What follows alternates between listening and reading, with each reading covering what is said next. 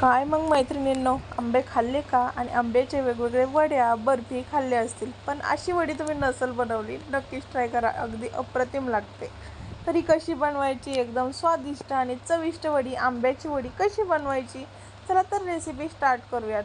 मी ना इकडे दूध गरम करायला ठेवले. तोपर्यंत म्हटलं 4 असे आंबे आपल्याला पाहिजे तेवढे घ्यायचे आहेत, मस्त पिकलेले. आणि तो गोड असावा आंबा. केशर असला तरीही चालेल किंवा इतर कुठला असला तरीही चालेल. तर आहे ना, आंबे मी धुवून घेतले. त्याचं आपण जे काय काढतो ना, म्हणजे रुचिक वगैरे काढतो ते काढायचं नाही आहे. तर आपल्याला तो आंबा जो आहे तो कट करायचा आहे. त्यामधून आपल्याला कुई काढून आणि मग आपण जे काही हे इन्ग्रीडियंट्स बनवणार आहोत तर ते आपल्याला त्यात भरायचं आहे.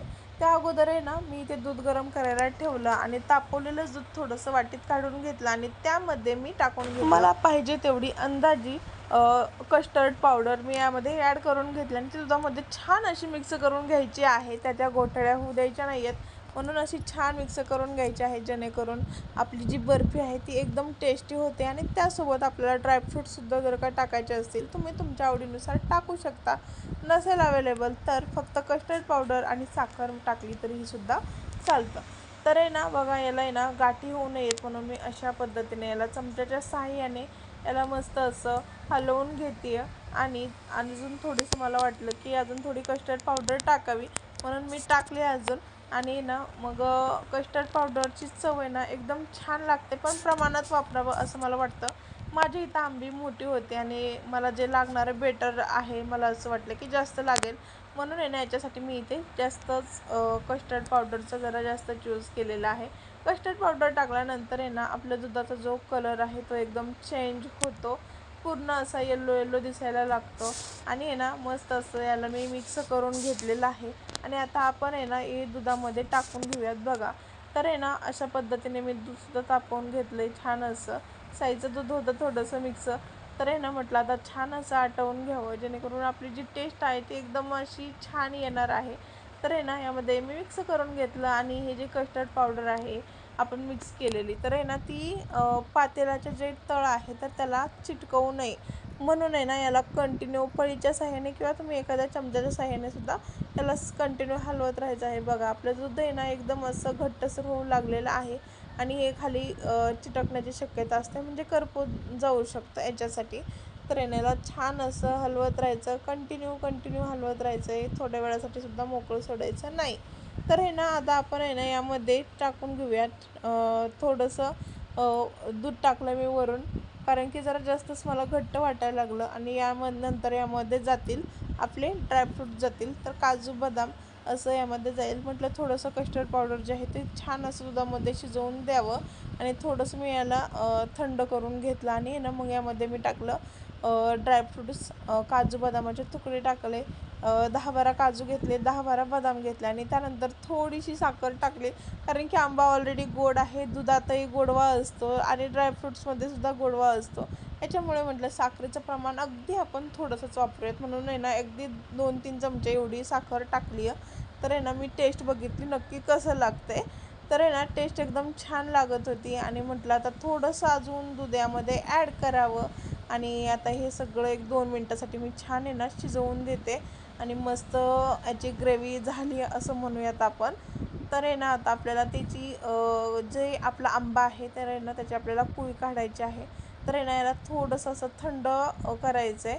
आणि ना आपल्याला नंतर आहे ना बघा, इथे थंड झालं आहे, नॉर्मल झालं आहे, असं कोमट सोमट असं म्हणूयात आपण. तर आहे ना याला मी आहे ना वाटीत काढून घेते, म्हणजे मला आंब्यात भरताना सोपं जाईल याच्यासाठी. पाहिजे तेवढं मी वाटीत काढून घेतलं आहे आणि ना आपल्याला आंब्यात भरायचं आहे. तर आहे ना मैत्रिणींनो, तुम्ही आंब्याच्या बऱ्याच रेसिपीज बघितल्या असतील, पण या एकदम नवी आणि मी सुद्धा पहिल्यांदाच ट्राय करते, म्हटलं तुमच्यासोबतसुद्धा शेअर करावं, म्हणून आहे ना मी आजची रेसिपी बनवते. कारण की गेले काही दिवस झालं बनवायचं असं चाललं आहे आणि बनवणं झालं नाही, म्हणून आहे ना आत्ता बनवते. तर बघा, आंब्याचा हा जो देठाचा साईड आहे तो मी छान असा कट करून घेतला आहे आणि आपल्याला अलगद अशी कुई काढायची. आता कुई निघणार नाही, त्याच्यामुळे ना जिथं कुई दिसते ना आपल्याला तिथंच असं टोचा मारून घ्यायचं आहे चाकूनं. आणि ना नंतर मग कुई खालून दाबायची, म्हणजे बुडातून आपल्याला बोटाच्या साहाय्याने दाबून कुईवरती ढकलायची, म्हणजे ती अलगद बाहेर निघाल, नाही तर ती त्याला चिटकवून बसली असं होते. आणि माझ्यासोबतसुद्धा असंच झालं. म्हणून आहे ना मग मी आधी टोचा मारून घेतल्या आणि कुई मला हातानं निघेना. म्हणून आहे ना म्हटलं आता खालच्या हातानं हलक्या हातानं असं खालून प्रेस केलं आणि मग कुई अशी अलगद निघली. तर बघा कुई निघतीय. तर बघा आता याच्यामध्ये आपल्याला हे जे बेटर आहे ते भरवायचं आहे. पण आहे ना म्हटलं सगळे अगोदर कुया ज्या आहेत त्यामधल्या काढून घ्यावा, 4ही आंब्यातल्या, आणि मग त्यानंतर सगळ्यात शेवटी मग आपण भरूयात हे जे बेटर बनवलं आहे ते त्यामध्ये भरूयात. आणि त्याला परत तसंच जशाला तसं, जशी कुई काढली कुईच्या जागेवर हे बेटर जाणार आहे आणि त्याला आपण जशाला तसं देठ लावून ठेवायचं, जणू काय आपण त्याला काही केलंच नाही अशा पद्धतीने. एकदम आहे ना एवढी भारी झालेली ना ही बर्फी. तर तुम्ही नक्की ट्राय करून बघा अशी बर्फी. आणि मी फर्स्ट टाईम केली ना त्याच्यामुळं मला जरा असं वाटत होतं की मी चुकते का, माझी रेसिपी चुकते का, पण नाही चुकली नाही. मी सुद्धा यूट्यूबवर बघूनच ही रेसिपी ट्राय केली आहे. ऐश्वर्या दिदीची रेसिपी बघितली होती आणि तिने मला वाटतं आईस्क्रीम बनवली होती. पण म्हटलं आईस्क्रीम तिने बनवले आणि अजून अशीच कोणाची तर रेसिपी बघितली होती की कुई काढून त्यांनी ते जे आईस्क्रीमचं बेटर होतं ते त्यांनी यात टाकलेलं, असं झालं ते. आणि मग म्हटलं आपण सुद्धा बघूयात, असं ट्राय करूयात.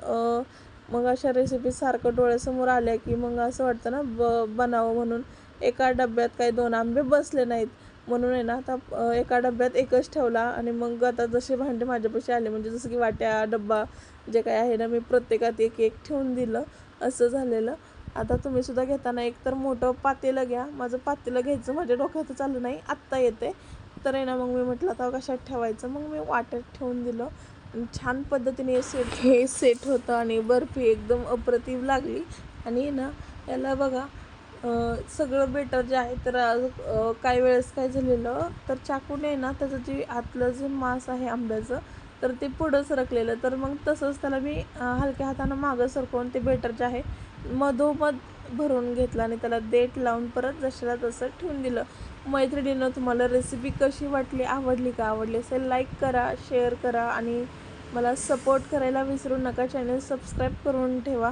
तुमची कमेंट माझ्यासाठी एकदम लाख मोलाची असणार आहे. कमेंट करत जा. चुकीचे असू दे, चूक झाली असेल तर चुकीची सांगा, चांगलं बनवलं असेल तर चांगली सांगा, पण कमेंट करत जा. तर आहे ना अशा पद्धतीने बघा आपली रेसिपी जी आहे तर ती इथे जवळपास म्हणजे एक 80% बनली आहे. कारण की इथून पुढची जी ट्रिक आहे तर ती आपल्याला वाट बघण्या इतकी आहे. म्हणजे याला देठ लावून रात्रभर आहे ना फ्रीजमध्ये आपल्याला हे ठेवायचं आहे. आणि एकदम म्हणजे याचा बर्फ झाला पाहिजे असं. तर बघा इथं फ्रीजमध्ये मी याला ठेवून दिलं आहे आणि रात्रभर ठेवलं. एकदम फ्रीजचा जो स्पीड आहे एकदम वाढवला आणि ना बघा सकाळी उठल्यावर बघते तर या सगळ्यांचा बर्फ बनला आहे. अगदी मी याचं कातडं काढूस तर आहे ना माझा हात एकदम असा मुंग्याने भरला होता, कारण की एवढा बर्फ लागलेला हाताला. काय करणार, रेसिपी बनवते ना, तर आहे ना याचं कातडं तर निघलं पाहिजे ना आंब्याचं. कातडं निघल्याशिवाय आपला आंबा बर्फी कशी तयार होणार.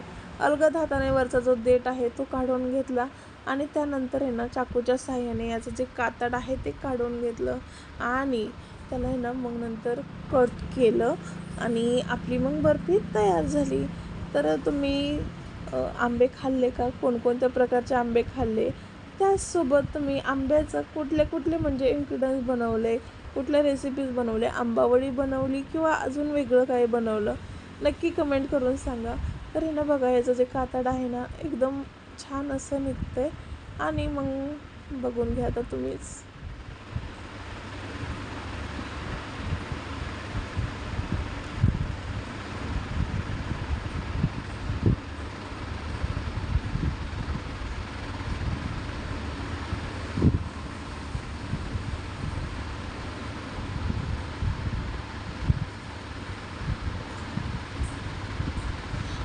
आत्ता काही दिवसांपूर्वीच अधिक मास झाला आणि अधिक मासात आईची ओटी मी भरली. त्याचा व्हिडिओ तुम्ही सगळ्यांनी बघितला. खरंच खूप छान वाटलं.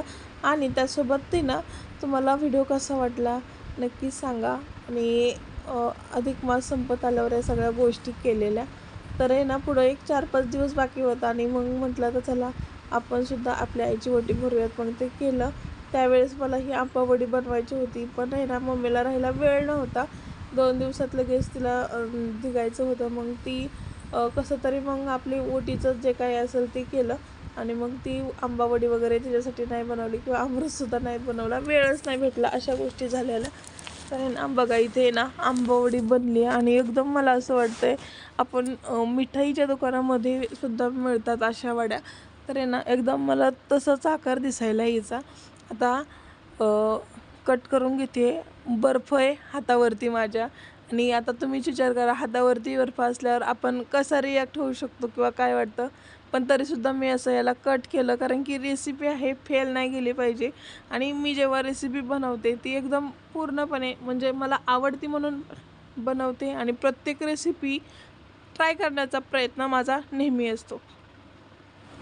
तर नक्की तुम्ही ही रेसिपी करून बघा. आवडलं असेल लाईक, शेअर, चॅनेलला सबस्क्राईब करा आणि पल्लवीला नक्कीच तुम्ही सपोर्ट करा. सर्वांना श्री स्वामी समर्थ. जय जय स्वामी समर्थ. रेसिपी ट्राय करा आणि तुम्हाला कशी वाटली तेही कमेंट सेक्शनद्वारे कळवा. तर आमच्या गोलूला म्हणजे माझ्या श्री बाळाला मी ही आंबावडी देते. Thank you so much. धन्यवाद. बाय.